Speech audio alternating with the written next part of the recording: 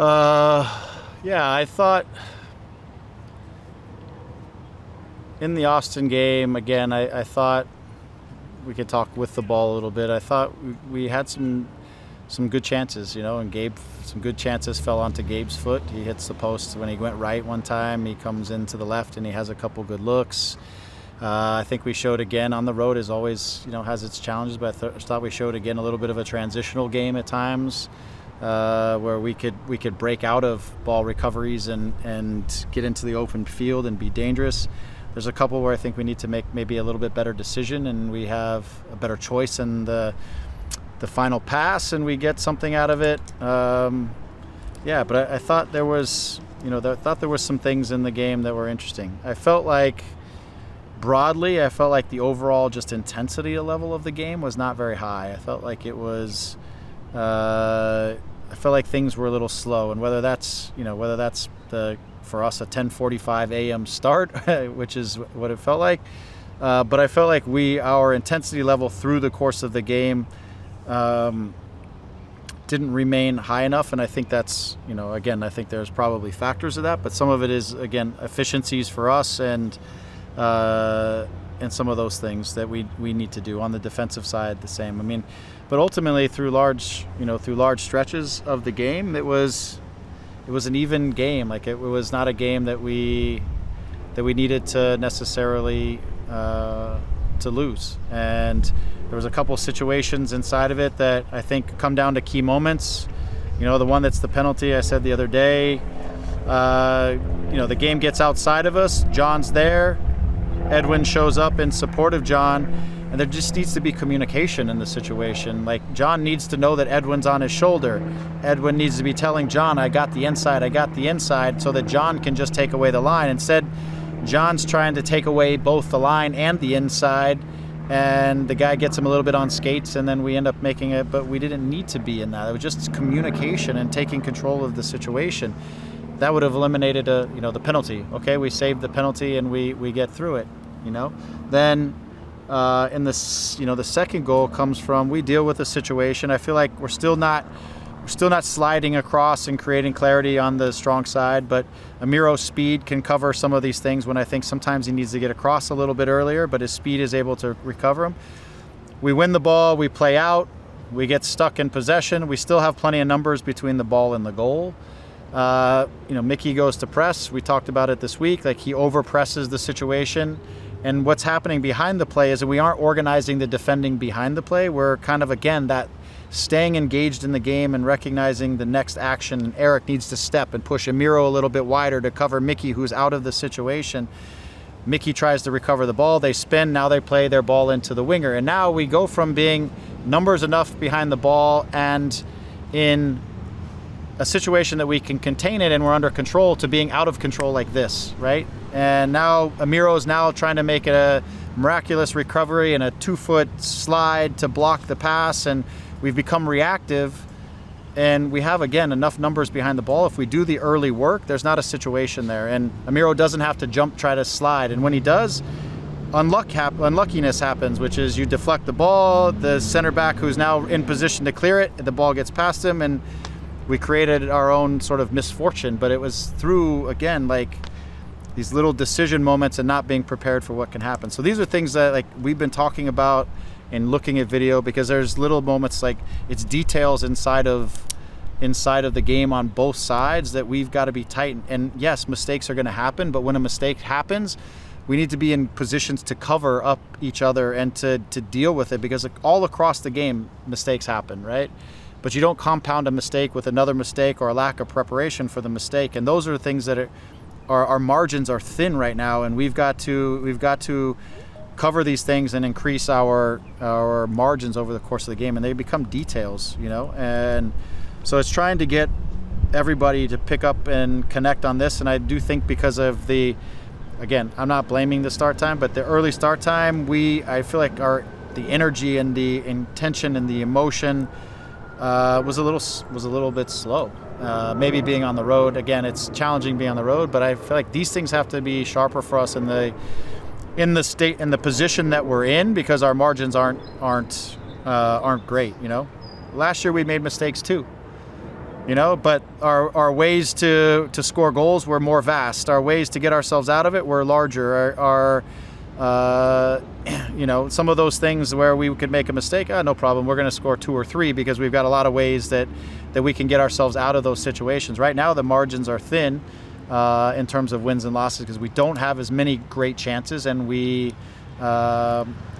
not totally executing on some of those moments. So then it's coming down to details and some scrappiness in certain areas. And those are the things that, again, we're harping on this week. And with an extra day of training, it's been nice to have. Looking forward to an evening game at home. But, again, things that we've got to close up, to try to, again, put ourselves in better positions to take more points. What are your discussions with Gabriel? He had about 3 or 4 opportunities in the first half. I thought one. Yeah. Maybe the bar too, but of course he's not going to be what he was last year. People expecting him to do the same thing this year. Yeah, look. He only has 1 goal so far. What have been those discussions? Yeah, again, with Gabe, the keys for me is that Gabe needs to stay aggressive.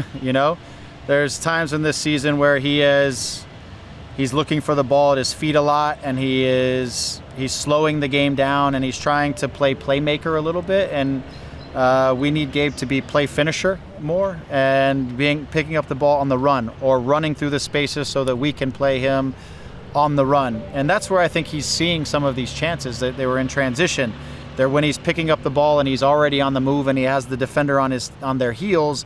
Now he can start to dictate the game. But when he's stagnant and he's receiving it, teams are getting numbers around him. They are, right? He's then having to go from a stationary position to a moving position, and it's taking too long, and that's also hurting him, right? And he's a guy that when he gets on the move, he's really, really difficult to defend. And so also after he plays passes, we want him to keep moving and not just play passes that to somebody and then let that guy do the action. Play and move and create a new scenario for himself to receive the ball on the move. So it's getting him, again, it's not his intentions. His intentions are great. He wants to help the team. I think it comes down to the application of what he should be applying into any given moment and turning his meter a little bit more on, you don't need to be playmaker. We want you to be play finisher. And we want you to, again, keep finding these dangerous moments.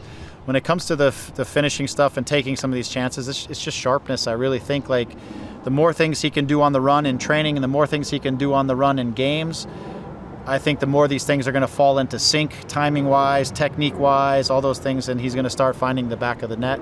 We see it in training. At a great goal this week. It's building up these intentions, and so part of it's trusting the rest of the group, to get him the ball in certain ways when he's running and when he's going when he's running through these spaces or when he's doing things. You got to trust that we can deliver to you as well, because sometimes looking for it at your feet it's a safer, easier thing for guys to do. So I think it's just keep continuing to drive that home with him. Was that first half that stretch you think It may have been, yeah. I didn't think about it in those terms, but I felt like in terms of getting moments and getting chances that we're used to seeing Gabe bury, I think he saw a few of them. If I recall correctly, I feel like the game before he had a couple too. So I think over the last 2 games, you would probably argue that Gabe has had 3 to 5 good looks that you normally see Gabe come away with something out of those. The right-footed one he hit off the post in this game. I feel like he had a left-footed one recently that maybe nicked the back post at one point. Some moments like that. The other thing is, we're really emphasizing to work for the last 10 to 15 yards of the field. I think we're coming inside too soon, and we need to be more conscientious of working for deeper areas on the field and both in our wingers and other players that we're working through the back line and not just in front of the back lines. Josh, go ahead. Hey, Greg, thanks for talking. Hey, Josh. One is, how much pressure are you guys putting on yourself just from not winning? Josh, your volume is so low. I can't hear you great, Josh. That might be me, I think I feel like it's us. I don't feel like it's you. So let me see if we can. Oh, dismiss that. Can you guys hear me better now? Yeah, Oh, we got you. We perfect. got you now. There you go. Okay, It cool. was on Kevin. Yep. Good job, Kevin. How much pressure are you guys sort of heaping on yourself, just the fact that you haven't won? And if you win, how much pressure will you think that will sort of relieve from the team? Well, I think the group feels the pressure to get a result. I do. I think that's what we're here for, to get results. And after coming off of such a successful season the year before, and with some expectations, obviously, for things to be smoother at the start, and the different things that we've been managing through at the beginning, and not me, but just as a group, I think we're everybody's feeling like a result will go a long way for us, just kind of emotionally, to kind of reinforce certain things, but also just to get points going, because I think in some of our performances we've had really good stretches in games where we've been really in control, and we've seen some good parts of things, and I don't think we should be sitting on whatever we are, 3 points or whatever right now. I think there was more in those games for us to be taking out of these games, and so I think the group does feel it, and I think it's driven some good conversations, which it can, about commitment to details inside of games and things that we have to understand that are way more important right now than, again, maybe at times last year, because we were so dynamic in the attack and we could punish teams. We could get away with a couple things here or there that now we're not getting away with. We've got to, for